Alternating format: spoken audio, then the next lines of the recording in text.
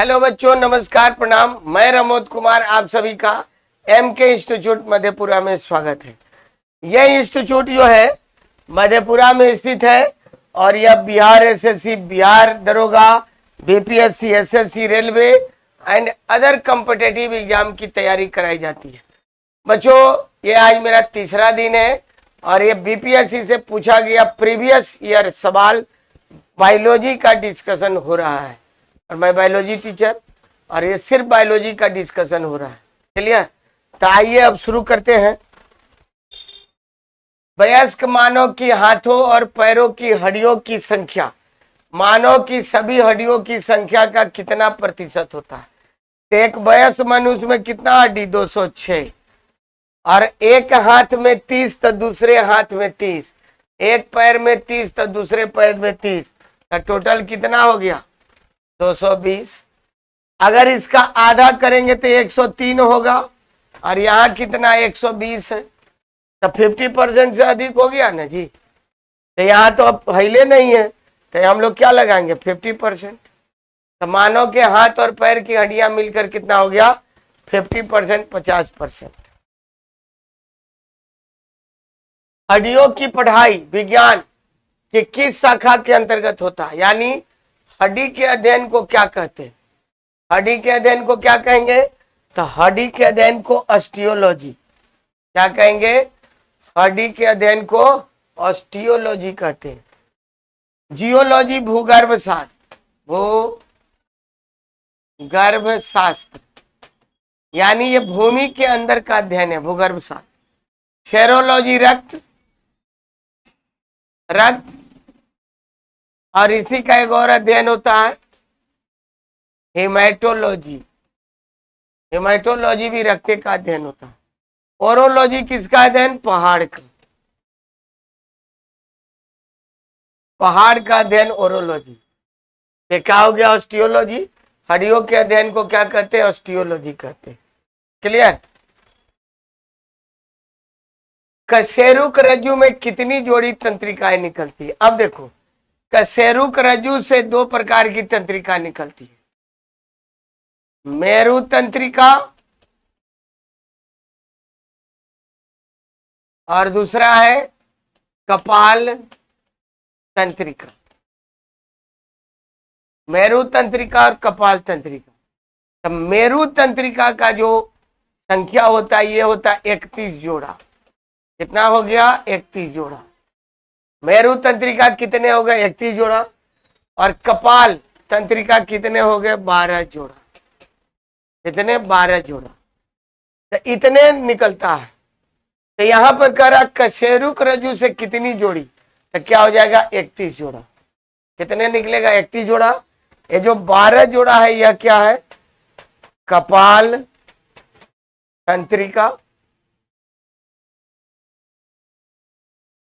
तंत्रिका और ये 33 जो होता है ये हो गया आपका कशेरुक दंड। कशेरुक दंड। तब बच्चा में कितना हो गया? 33 और वयस्क में हो गया 26। इसमें सेक्रम और कॉक्सी 5 भाग में बटा होता है। सर्वाइकल, लंबनर, थोरेसिक, लंबनर, सेक्रम और कॉक्सी। तो ये 5 भाग में बटा होता है। तब वयस्क होने पर सेक्रम और कॉक्सी की संख्या एकक रह जाती है। कितना रह जाएगी? एकक रह जाएगी सेक्रम और कॉक्सी की संख्या। तो इसलिए वयस्क में कशेरुक दंड की संख्या 26 और बच्चा में कितना होता है? 33। और बच्चा में जो हड्डी की संख्या होती है कितना होती है? ये लगभग 300। लगभग 300। क्यों? क्योंकि बच्चे को प्रोटेक्शन की ज्यादा जरूरत होती है। जैसे जैसे बच्चा बड़ा होगा ये 2-3 हड्डियां मिलके डिफ्यूज कर जाती है। तो जैसे डिफ्यूज करेगी तो एक हो जाएगी। तो जब वयस्क होगा तो उसमें हड्डी की संख्या कितना हो जाएगा? 206। क्लियर? मनुष्य के जीवन काल में कितने दांत 2 बार निकलते हैं? अब देखो, मनुष्य में कितने प्रकार के दांत होते हैं? तो देखो, मनुष्य में एक होता है मोनोफियोडोंट, मोनोफियोडोंट, ये हो गया एक बार दंती, ये एक बार निकलता है, इसकी संख्या होती है 12। दूसरा होता है डाइफियोडोंट, डाइफियोडोंट, ये हो गया 2 बार दंती, इसकी संख्या होती है 20। ठीक है। और एक होता है हेट्रोडोंट, हेट्रोडोंट, ये हो गया विषमवार दंती। तो मनुष्य में 4 प्रकार के दांत पाए जाते हैं, भिन्न भिन्न प्रकार के, इसलिए मनुष्य के दांत को बोलते हैं विषमवार दंती। ये जो द्विवार दंती है इसकी संख्या 20 होती है, और ये होता है बच्चा में, बच्चा में, और इसी को बोलते हैं मिल्क टीथ, दूध के दांत। क्या बोलेंगे? मिल्क टीथ, दूध के दांत। क्लियर? तो ये एक बार निकलेगा फिर टूटेगा फिर निकलता है। अब 20 को दांत 2 बार निकलेगा, इसलिए उसको 2 बार बोलते हैं। ये जो 12 दांत है उसको बोलते हैं मोनोफियोडोंट, यानी एक बार दंती, एक बार निकलेगा फिर दोबारा वह नहीं निकलेगा। क्लियर? अब मनुष्य में भिन्न भिन्न प्रकार के दांत यानी 4 प्रकार के दांत होते हैं। कौन कौन? कृंतक, रदनक, अग्रचावर्णक, अग्रचावर्णक और चावर्णक। तो इसका आंसर क्या हो जाएगा? 20। ठीक है। 12 को क्या हो गया? मोनोफियोडोंट। क्लियर? मनुष्य की खोपड़ी में कितनी हड्डियां होती है? अब देखो, सबसे पहले देखो हेड, हेड में होता है 29 हड्डी, 29 में कपाल, कपाल में होता है 8, चेहरा, चेहरा पर 12, कान, कान में 6, और एक होता है कंठ में जिससे जीभ जुटा रहता है, उसको वाइड बोन बोलते हैं। और एस्कल यहाँ कर है खोपड़ी, एस्कल खोपड़ी, तो खोपड़ी में कितना हो गया? 22 हड्डी होता है। इसमें क्या हो जाएगा? कपाल, कपाल में 8, और चेहरा, चेहरा पर जो 14 हड्डी होता है इसी को काउंट करते हैं। तो खोपड़ी में 22, तो चला इसमें तो कोई ऑप्शन नहीं है, तो नजदीक कौन है? ये 28 है, तो इसी को लगा देंगे। एक्चुअल में कोई ऑप्शन सही नहीं है। ठीक है। मनुष्य के शरीर में पैर की हड्डी कैसी होती है? तो मनुष्य के शरीर में जो पैर की हड्डी होती है ये आपको खोखली ऐसी होती है, ठोस होती है। कैसी होती है? ठोस। ठीक है। 20 वर्ष की आयु में मानव शरीर में हड्डियों की संख्या कितना? तो 20 वर्ष की आयु में मनुष्य में हड्डी की संख्या कितना होगा? तो ये तो बच्चा में होता, बच्चा में। अब 20 वर्ष का मतलब वयस्क हो गया था, कितना हो गया? 206। यहाँ तो एक ऑप्शन उपयुक्त में से कोई नहीं भी है, तो इसी को लगाएंगे। अगर यहाँ कुछ और ऑप्शन होता तो ये 200 को लगा देते, तो यहाँ तो है ही नहीं। ठीक है। तो जब है ही नहीं तो इनमें से कोई नहीं आंसर लगेगा। क्लियर? निम्नलिखित में से कौन सा मनुष्य के अवशेषी अंग नहीं है? अवशेषी अंग का मतलब है जो पहले मनुष्य में था और अभी भी है, और इसका हमारे शरीर में कोई फंक्शन नहीं है। तो हमारे फंक्शन में कोई, हमारे शरीर में कोई इसका काम नहीं है, उसी को बोलते हैं क्या? अवशेषी अंग। अब देखो नेक्टिटेटिंग पर्दा एक आंख में होता है, यहां पर का देखो ये, तो ये अवशेषी अंग है। तो कौन है? ये है। उसके बाद कर्णपलिका की कर्णाभ मांसपेशियां, ऑरिक्यूलर मसल्स ऑफ पिन्ना, ये अंदर में, कान के अंदर में होता है, ये भी अवशेषी अंग है। ये हमारे शरीर में अवशेष के रूप में पड़े हैं, इसका कोई काम हमारे शरीर में क्या है, नहीं होता है, कोई फंक्शन नहीं है। ठीक है। सामने वाले दांत हम लोग के, ये सामने वाली, ये इसको कृंतक बोलते हैं, और इसका क्या काम है, भोजन को काटना, भोजन को काटना। क्या काम है, भोजन को काटना। तो ये अवशेषी अंग नहीं है। बाकी बर्मी फॉर्म अपेंडिक्स, ये किसका भाग है, बड़ी आंत का भाग है। किसका भाग है, बड़ी आंत, बड़ी आंत का भाग है ये अपेंडिक्स। और देखिएगा जहां बड़ी आंत और छोटी आंत का ज्वाइंट होता है, वहीं पर एक होता है इस तरह का अंगुली जैसा, और इसमें कभी कभी अनियमित काम होते हैं। आपके अनियमित दिनचर्या के कारण इसमें प्रॉब्लम हो जाता है, और प्रॉब्लम हो जाने के कारण इसमें प्रॉब्लम हो जाता है, जिसके चलते दर्द होता रहता, और इसको काट के ऑपरेशन करके हटवाना पड़ता है। ये घास खाने वाले जानवर में कंप्लीट ये फंक्शन में है, लेकिन हम लोग के शरीर में ये फंक्शन में नहीं है। तो किसका भाग है अपेंडिक्स, बड़ी आंत का भाग है। क्लियर। मांसपेशी को हड्डी से कौन जोड़ता है, आंसर कीजिए। मांसपेशी को हड्डी से कौन जोड़ता है, तो ये होता है कंडरा, कंडरा, और इसका इंग्लिश होता है टेंडन, टेंडन, और यह टेंडन है, और इसका होता है लिगामेंट, लिगामेंट। और यह क्या करेगा, हड्डी को हड्डी से जोड़ता है, हड्डी को हड्डी से जोड़ता है।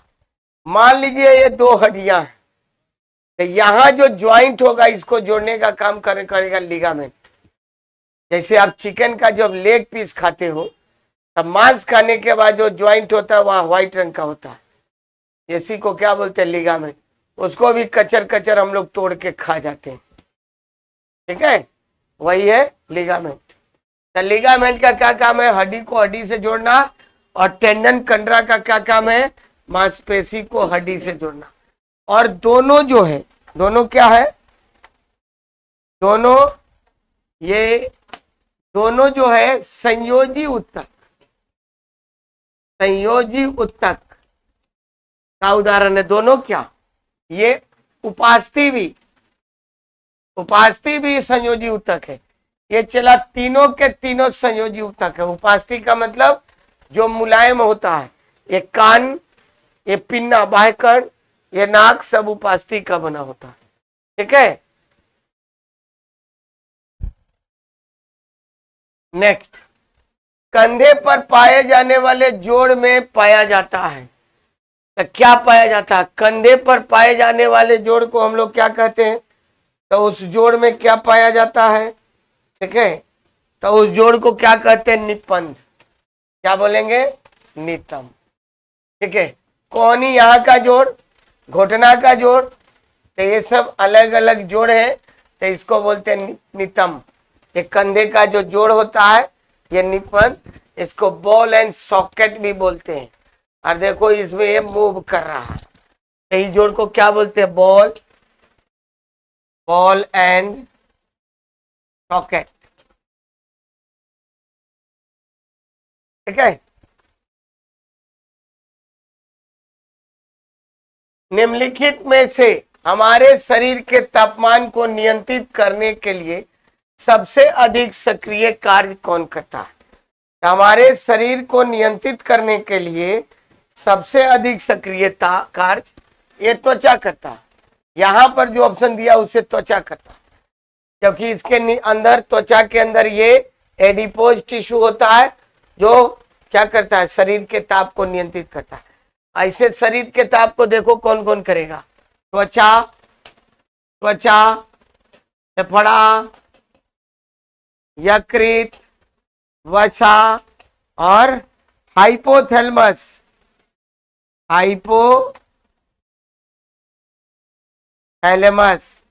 ये हमारे मस्तिष्क में पाया जाता है, जो हमारे शरीर के ताप को क्या करता है, नियंत्रित करने का काम करता है। कौन?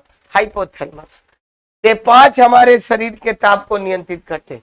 यहाँ कहता है कि कौन करता है, तो यहाँ चला नहीं, एक और आंसर हो सकता है, ये वाला नहीं होगा। उपयुक्त में से एक से अधिक, तो त्वचा और फेफड़ा दोनों होगा। ई नंबर आपका आंसर होगा, त्वचा और फेफड़ा, ये 5 हमारे शरीर के ताप को नियंत्रित करते हैं, तो ई नंबर ऑप्शन होगा। हमने फेफड़ा ध्यान नहीं दिया, तो ये 5 हमारे शरीर के ताप को करेंगे, तो ये फेफड़ा भी हमारे शरीर, इन 5 में कहीं प्रॉब्लम अगर होगा तो देखिएगा बॉडी गर्म हो जाती है। क्लियर? एस्टेपेडियस एक है, एस्टेपेडियस क्या है, तो यह हड्डी है। क्या है? सॉरी, एस्टेपेडियस जो है यह एक मांसपेशी है। क्या है? मांसपेशी है। ठीक है, क्या है? मांसपेशी है, और शरीर की सबसे छोटी मांसपेशी है। कहाँ पाई जाती है? कान में। कहाँ पाई जाती है? कान में। ये सबसे छोटी मांसपेशी है। कहाँ पाई जाती है? कान में। ठीक है, हड्डी किसका बना होता है? Calcium phosphate. ठीक है, अब आइए, मानव तंत्र में इंसुलिन किसका उपापचय करता है? अब देखो, मानव तंत्र में इंसुलिन जो है ये किसके पाचन को कंट्रोल करेगा? तो कार्बोहाइड्रेट। किसके? कार्बोहाइड्रेट। हमारे यकृत अग्न्याशय में ये लैंगरहैंस दीपिका पाई जाती है। क्या पाई जाती है? लैंगरहैंस दीपिका। और इस लैंगरहैंस में 3 गो कोशिकाएं पाई जाती है, अल्फा सेल, बीटा सेल और डेल्टा सेल।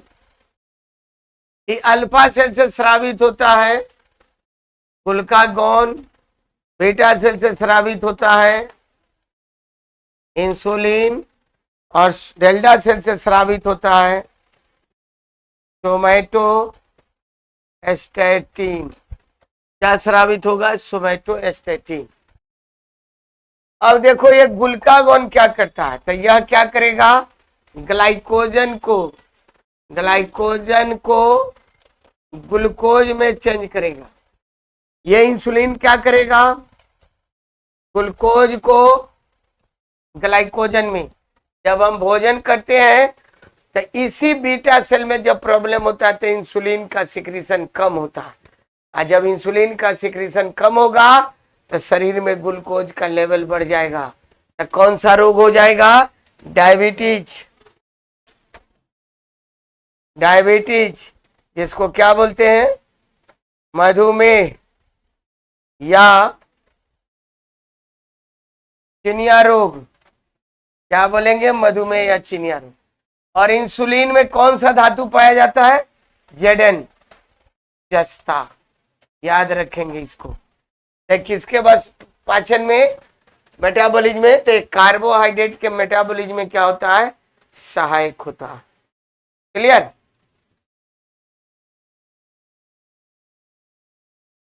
यकृत एवं मांसपेशियों में ऊर्जा जमा होता है। अब देखो, जब हम भोजन करते हैं तब भोजन करेंगे तब ग्लूकोज बनेगा। ग्लूकोज जितना हमको एनर्जी की जरूरत होगा, अब बाकी यह ग्लाइकोजन के रूप में कन्वर्ट हो जाता है, और कहाँ जमा हो जाएगा? यकृत और मसल्स में। किसमें? यकृत और मांसपेशी में एक ग्लाइकोजन के रूप में स्टोर हो जाएगा। फिर जब हम फास्टिंग करेंगे, जब हम भोजन नहीं करेंगे तब पुनः यह ग्लाइकोजन ग्लूकोज में कन्वर्ट करके हमको क्या करेगा? एनर्जी प्रदान करता है। ठीक है, तो कहाँ जमा हो जाएगा? ग्लाइकोजन के रूप में यकृत और मांसपेशी में। ठीक है, तो ये जितने भी जीव हैं उनमें ग्लाइकोजन के रूप में भोजन स्टोर होता है, और पौधा में किस रूप में जमा होगा? स्टार्च। स्टार्च यानी मंड के रूप में पौधा में जमा होगा। लेकिन शैवाल में भी इसी रूप में, शैवाल में भी इसी रूप में जमा होगा। लेकिन कवक में, कवक में किस रूप में? तो ग्लाइकोजन के रूप में जमा होगा। कवक में किस रूप में? ग्लाइकोजन के रूप में जमा होता है। क्लियर? आंत्र ज्वार रोग मानव शरीर के किस अंग को प्रभावित करता है? अब चला, ये आंते ज्वार है, तो आंत ज्वार जब है तो आंते को न प्रभावित करेगा, ये किसको? आंत को। और आंत्र ज्वार किसको कहते हैं? टाइफाइड।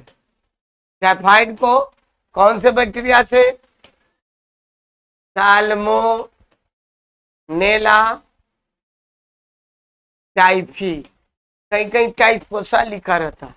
और ये गंदा पानी पीने से होता है, गंदा पानी पीने से। और गंदा पानी पीने से टाइफाइड के साथ साथ पीलिया, पीलिया जिसको जॉन्डिस बोलते हैं, और हैजा, ये सब गंदा पानी के सेवन से होता है। और टाइफाइड के लिए कौन सा टेस्ट होता है? Widal test. कौन सा जांच? बिडाल जांच। टाइफाइड के लिए कौन सा? बिडाल टेस्ट होता है। तो आंत्र ज्वार, आंत का, जिसको मियादी बुखार भी बोलते हैं, इसको गांव में मियादी बुखार। शरीर ठंडा रहेगा और जैसे थर्मामीटर लगाओगे तो 100 डिग्री नापे। ठीक है? मनुष्य में एफ्लाटॉक्सिन खाद्य विषाक्तन द्वारा सामान्यतः कौन सा अंग प्रभावित होता है? अब देखो, एफ्लाटॉक्सिन जब होगा तो एफ्लाटॉक्सिन के द्वारा भोजन जब विषाक्त होगा तो कौन सा प्रभावित होगा? यकृत।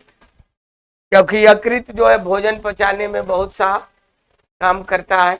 यहां से यकृत में पित्त रस का निर्माण होता है। पित्त रस।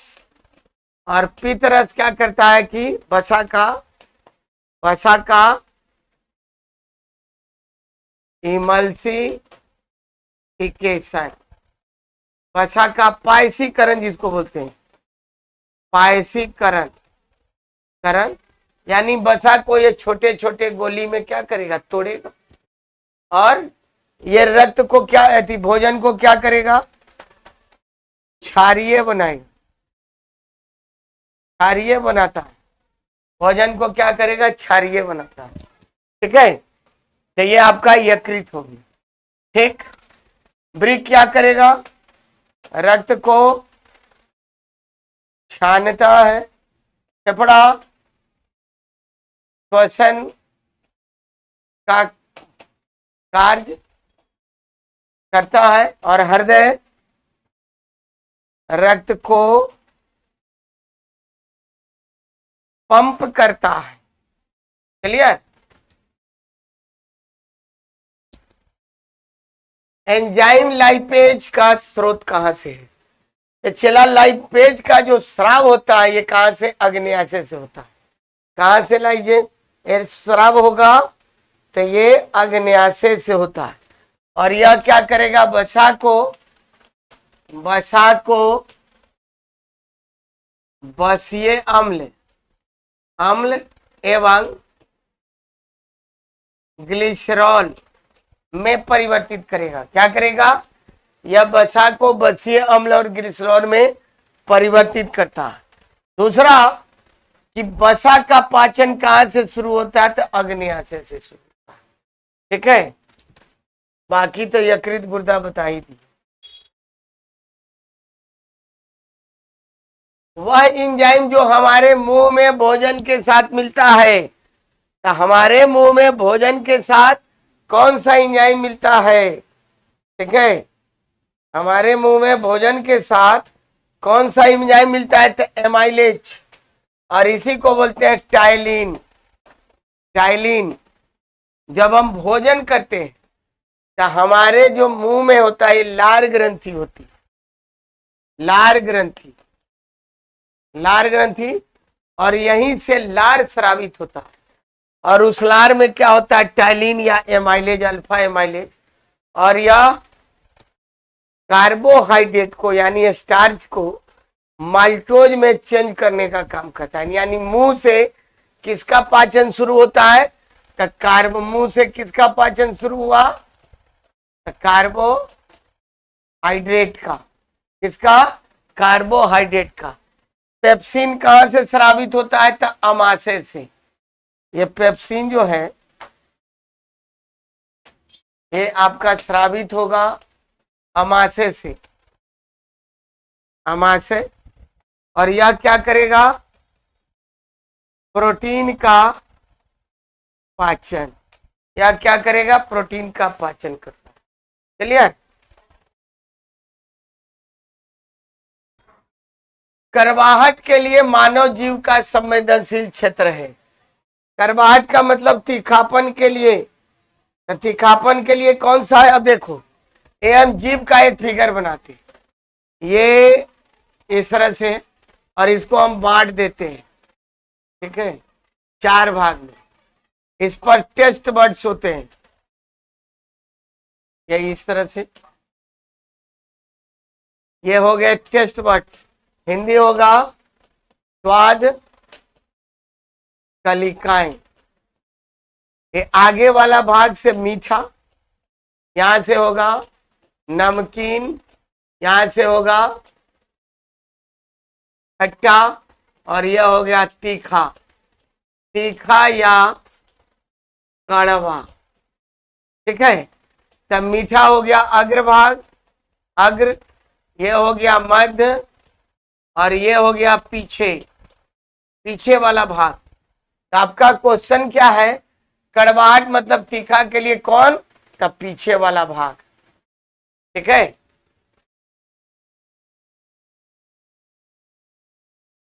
कौन सी ग्रंथि दोनों अंतःस्रावी और बाह्यस्रावी के रूप में काम करती है, तो अग्न्याशय, ये अंतःस्रावी और बहिस्रावी।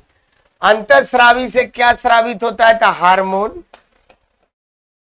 हार्मोन, और हार्मोन शरीर के वृद्धि और विकास में सहायक होते हैं।